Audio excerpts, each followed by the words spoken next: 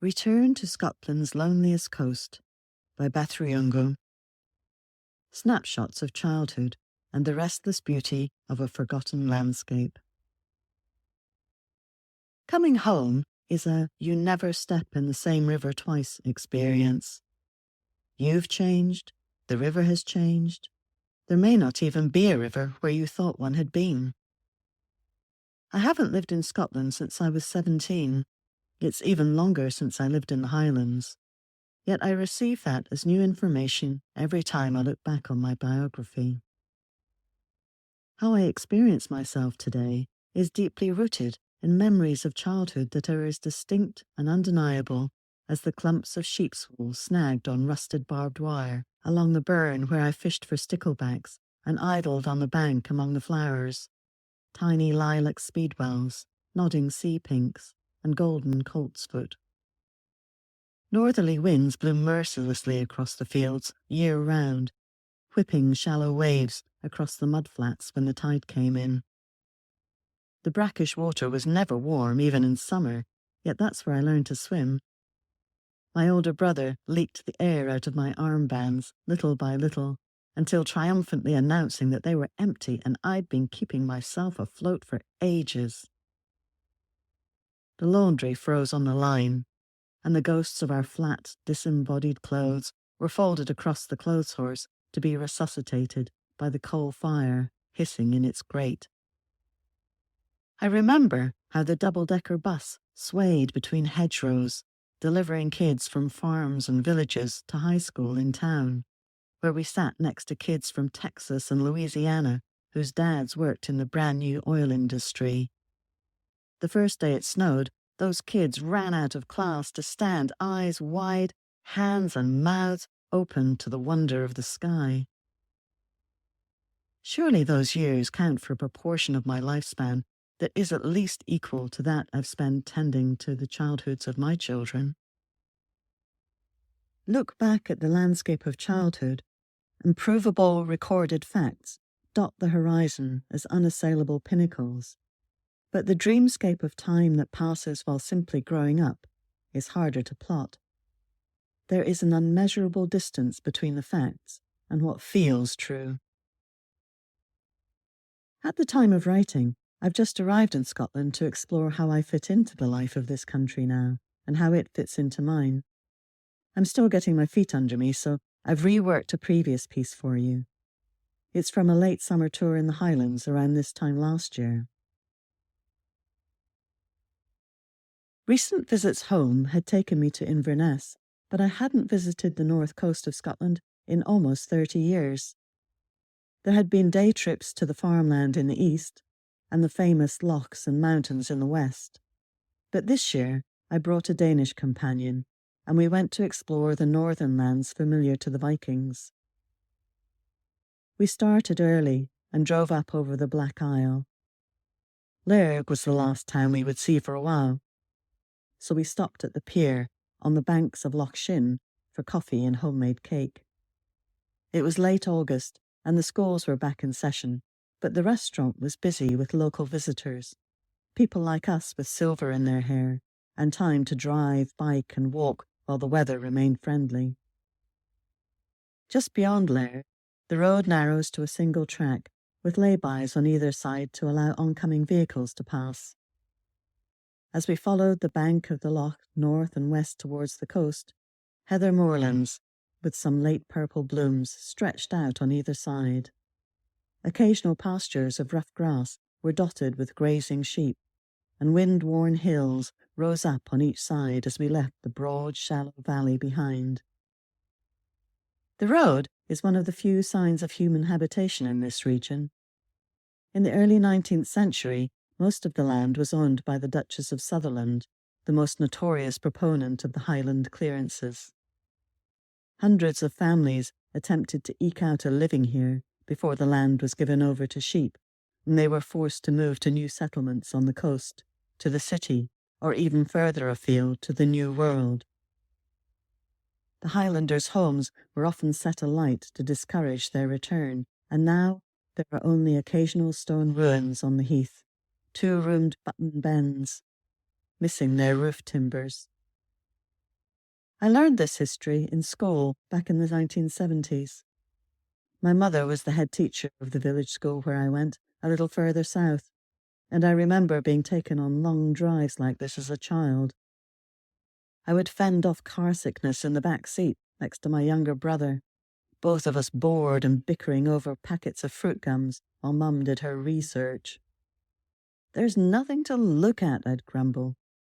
"Just hills and rivers and heather." Youth isn't all that's wasted on the young. We make a right turn as the River Laxford opens into a loch of the same name.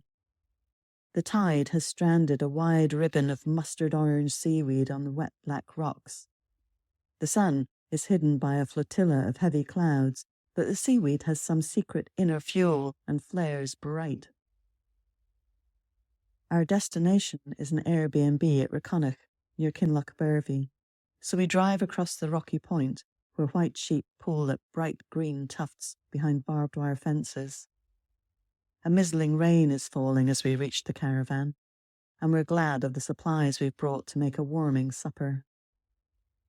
Next day, we drive north to Durness on the north coast. We leave Cape Wrath, the northwest tip of Scotland, behind us. The Cape is owned by the Ministry of Defence, and entry requires bookings and permits we haven't arranged. It's a clear-skied summer's day, but still cool enough to need a sweater as we walk by the ivy-clad ruins of a 13th century church on our way to the shore. On the sands, we see a few people walking their dogs, and a handful of tourists like ourselves. In warmer climes, this and the many other glorious beaches along the coast would surely be filled with swimmers and sunbathers. Just outside Durness, we come to Balnakeil Craft Village. The uninspiring collection of prefab buildings was installed during the Cold War as an early warning system in case of nuclear attack. It was never made operational, and in the 60s, some imaginative soul on the district council suggested it be converted into a craft village. Artists and craftspeople submitted business plans and were invited to make their homes and studios there for minimal rent. The village has changed since its early days, so I didn't immediately recognize it.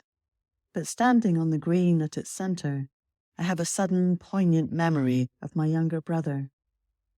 We are running in circles while our mother visits the studios and shops.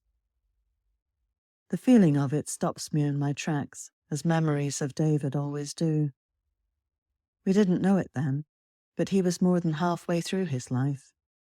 Just a few years away from the road accident that is the unassailable pinnacle at the end of my childhood. Some of the renegade feel that made Balnakeil suit our mood back then remains, though the gourmet chocolate shop is an addition that David would have welcomed. After checking out the artwork for sale, the Dane and I press on along the sea coast. The banks of Loch Erebol take us inland, the ribbon of road winding under the watchful gaze of sandstone hills, across moors of green-brown heather, the soft greens of bog moss, and small stands of tawny grass. At every turn, another stunning vista is revealed. It is the most astonishing and beautiful of landscapes. Back at the caravan, we contemplate a walk. By now we are practiced in looking to the clouds that sail across the peaks to our southeast before deciding which clothes to layer ourselves in. Sometimes the clouds are mild and lofty, or rich with sunset orange and pink. Often they're grey with heavy cargoes of rain. We follow the tracks between a handful of whitewashed stone cottages, then clamber down the footpath to Pollen Sands. No one else is there. From above, the sand is tinged pink, and the sea turns grey and turquoise with the changing of the light.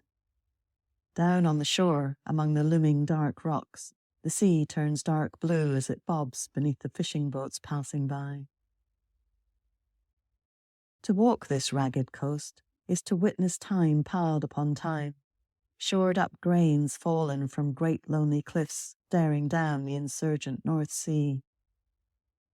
Wind and waves carved gods into these cliffs, long before people settled here with tools of stone or bronze, before the roving Norsemen arrived in longboats to trade fire and fury with the fishers and farmers clinging to a living here. It was the sea that decided what the story of this place would be. The afternoon is growing late. We watch as black-oiled cormorants cut through the sea, arrows with dagger beaks and prehistoric wings pressed into flights. They disappear into the depths for so long I think I must have missed their return. When they eventually resurface, they flap themselves over to the rocks, where they swallow their catch and dry their wings in an outstretched mea culpa.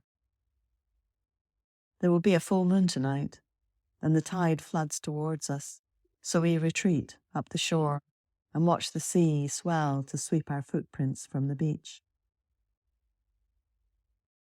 Thanks for reading and listening. I appreciate your company as I travel along. The next stop on my journey is a house-sitting gig, where I'll look after 2 elderly Bichon ladies. They live in a charming old seaside town, next to the dilapidated city where I was born. More on that, and probably some cute photos next time. On the subject of photos, if you're listening in the podcast app, be sure to visit my Substack at Whole Stories shortly and see some gorgeous pictures from Scotland. Readers like you subscribe to Whole Stories shortly to follow my work as I write and travel. When you upgrade to become a paid subscriber, you help to keep the wheels turning with delights like handmade chocolate truffles. What could be better than that? See you next time.